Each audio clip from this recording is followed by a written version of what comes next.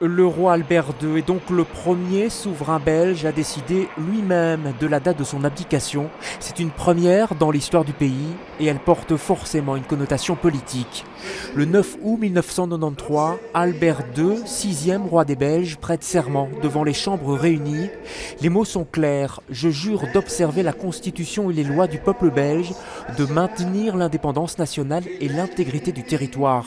Ces deux derniers points, rédigés à un moment où la Belgique venait de se constituer en État, les rois l'ont toujours considéré comme une obligation particulière.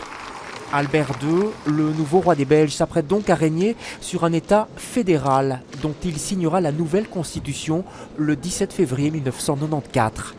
Mais qu'en est-il vraiment de son activité politique ? On le sait, en Belgique, Albert II, comme ses prédécesseurs, approuve les lois.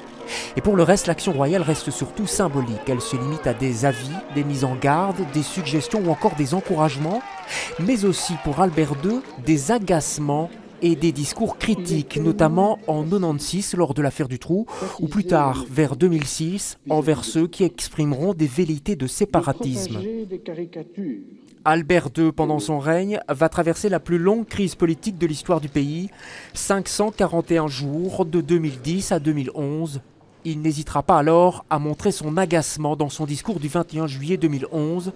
Il n'hésite pas non plus à relever l'attitude de certains responsables politiques peu enclins à trouver un compromis pour sortir le pays de la crise. Albert II aura aussi défendu une société multiculturelle et ouverte. Il n'a d'ailleurs reçu en audience aucun représentant d'un parti d'extrême droite. Pour le reste, Albert II, tout comme son frère Baudouin, est un Européen convaincu, soutenant d'ailleurs le passage du franc belge à l'euro. On le voit ici inaugurer le Caprice des dieux en 1998. Une visite parmi d'autres institutions politiques comme celle du Parlement bruxellois. C'était d'ailleurs une de ses premières visites politiques, 9 mois à peine après son accession au trône.